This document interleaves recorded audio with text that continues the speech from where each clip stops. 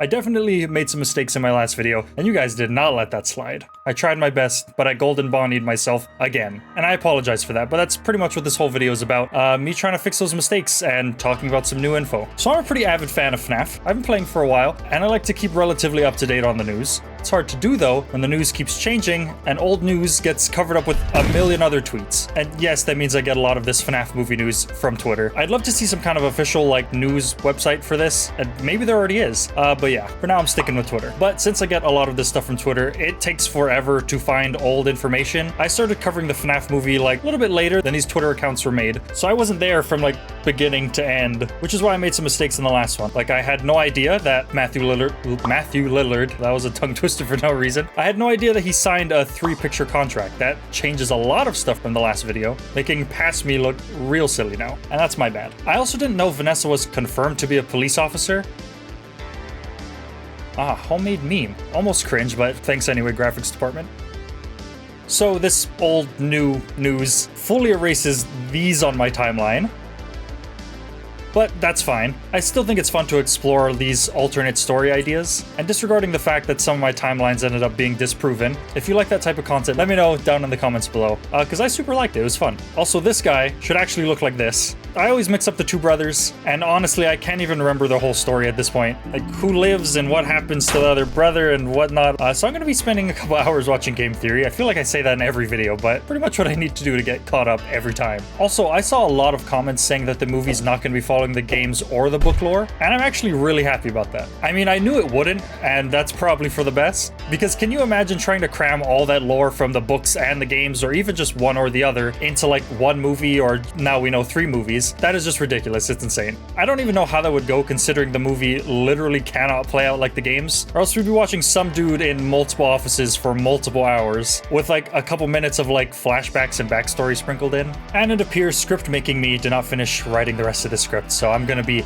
ad-libbing from here on out. So in that original video, I said that if there's going to be multiple movies, throughout multiple movies, he's going to be going to different locations, trying to learn more about his father, trying to right the wrongs of Purple Guy. So he would have been going to those different locations, and since we knew Vanessa's in the movie, she would have been there at some point. She would have been introduced at some point. And since we know that Vanessa was confirmed for this first movie, she would have popped up at some point and either continued through those multiple movies with Mike, etc., all that fun stuff. But since we stuck with the fact that there's only going to be one movie, which obviously we now know is not true, I just said Mike's going to be going along, doing all that stuff, and then Vanessa's going to pop up at some point in this movie, and either she was going to be an Afton child or not be an Afton child. If she was, either way, she's going to end up betraying her brother and helping Purple Guy and becoming Vanny. But now we know we're actually going with this final timeline here, which I guess I was kind of expecting. I don't remember exactly what I said about that, but yeah, it is pretty much confirmed that Vanessa is a police officer now. And my new timeline here, which hopefully editing me can lay out very nicely, we're going to see Michael Afton in this movie. Either he's going to come in saying that he's been going to these different locations, or he's going to just now be learning about it.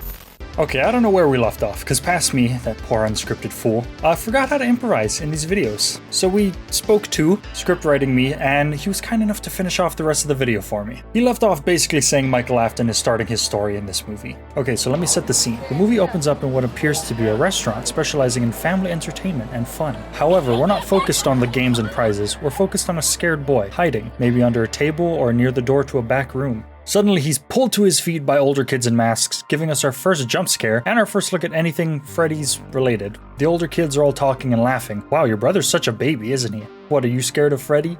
Let's give him a closer look, the boy in the foxy mask states. The older kids pick up the scared, crying child and carry him over to what appears to be a stage with 2 large, upright animals. We can't quite see them, or really see their head, as the focus is still on the crying child, who's now kicking and screaming, trying to get away. We only see the silhouette of the animals, maybe even a glimpse at their feet, before they stop in front of the stage. The crying child, now face to face with the yellow furred bear, slowly looks up, but all we can see is his terrified face. The camera cuts to a different angle. All we see is the back of the bear with its mouth sticking out. The older kids shove the child upward right into the jaws of the yellow bear. The camera pans as we see struggling and squirming. Then the jaws of the bear clamp shut, then nothing. They all stop moving. And that's just the opening, the backstory we need to set up our troubled protagonist, Michael Afton. In the next scene, we're in a house. His house. He looks upset, frustrated, and a bit disturbed in some way. He doesn't say it outright, but as the viewer, we see signs that he's alone in the house and has been for a while. Maybe something like an old voicemail plays, where we hear our new protagonist trying to call his father. Hey Dad, it's been a while. Where have you been? This kicks off our movie. Michael is tired of sitting in his room waiting for his father, and he's tired of sitting in his room where the nightmares won't stop. Nightmares of a crying child, yellow fur, and teeth. So he sets out to look for his father, and over the course of the movie he is not happy with what he finds. Luckily for us, the movies aren't connected to the games or the books, so I can kind of come up with stuff that sort of fits but wasn't exactly in the game lore. Basically, I can make up stuff and get away with it. Michael ends up going to significant locations throughout the movie, different Freddy's locations, a strange old restaurant named Fredbear's, and maybe even back to his own house where he finds a strange hatch leading to a basement. He didn't even know they had a basement. That's for another movie to explore though. In this movie, Michael slowly finds out about the terrible things his father might have done, and just more about his past in general. Suspected in numerous murder cases, one of them being the daughter of his business partner, Henry Emerly, numerous failed businesses, and a link to his sister's death at the hands of one of his father's creations. That's assuming Elizabeth even exists in this movie timeline. And it's at this point we start to experience the classic FNAF spooks. At some point, Mike realizes he can't get into the back rooms as a customer. Or earlier in the timeline, he has this idea. It kind of works out the same either way. He can't really get a good look at any of the Freddy's locations unless he's an employee. This leads him to apply for Freddy Fazbear's Pizzeria. After applying,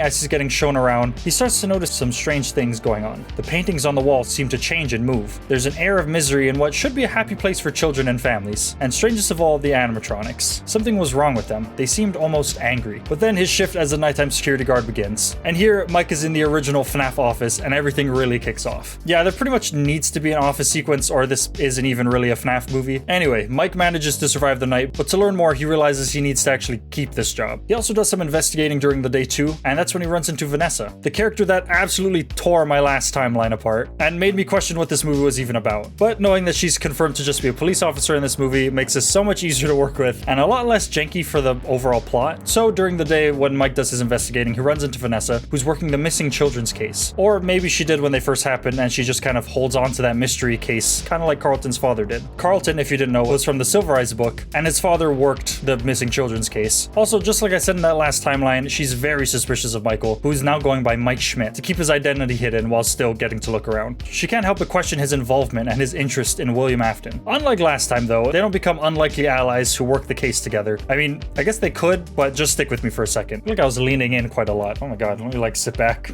So now Vanessa stays suspicious of Mike, even going as far as to follow him around. And this gives her insights into the case that she didn't have previously, maybe even giving her more evidence against William Afton. And he's still missing at this point, but we'll get there, I promise. In the meantime, Mike keeps going back to Freddy's night after night, each night getting worse as the animatronics are getting more and more aggressive. By the fourth night, he is barely able to survive. Alright, I'm gonna take a leap in the story here. I realize it might not make sense in the lore of the game, but lucky me again, this is its own thing. Night 5. The night is coming to an end, and Mike thinks he's found a hidden door to a back room. Barely making it there through the onslaught of animatronics, he manages to get in, and there he finds his father. At this point, I want to bring up the leaked fight scene we saw in the mall fountain. There's been a lot of speculation about who Mike is like beating on in that scene, but I want to propose that either he was a security guard somewhere else before the events of this movie, and he kind of just like something sets him off and he just loses it and he ends up losing that job. That would actually work because it's extra reason for him to work at Freddy's. He needs the money. Or returning to the current place in our timeline, William Afton escapes somehow. I prefer the first option because I really want their story to end in one of the actual pizzerias or significant locations, not just end with William getting beat up in a random mall. Anyway, back to what I was saying, Mike finds his father. However, he doesn't recognize him at first. All he sees is a moldy, broken down animatronic of a yellow rabbit. But as he investigates further, the suit springs to life and William Afton is face to face with his son. At least that's how I imagine this thing playing out, given how and when the events of the game unfold. But originally, I wanted this movie to end with the spring lock failure.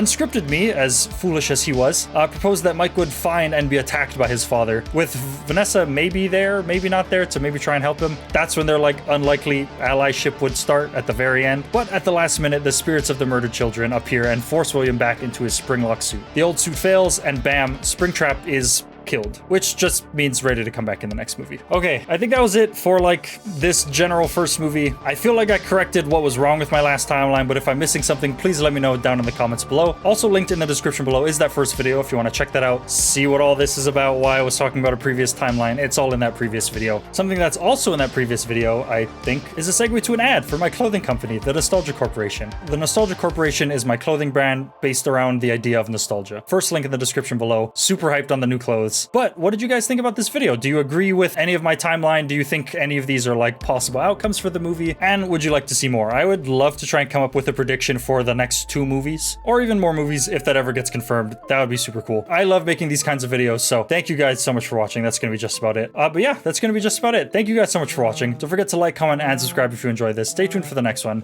and goodbye.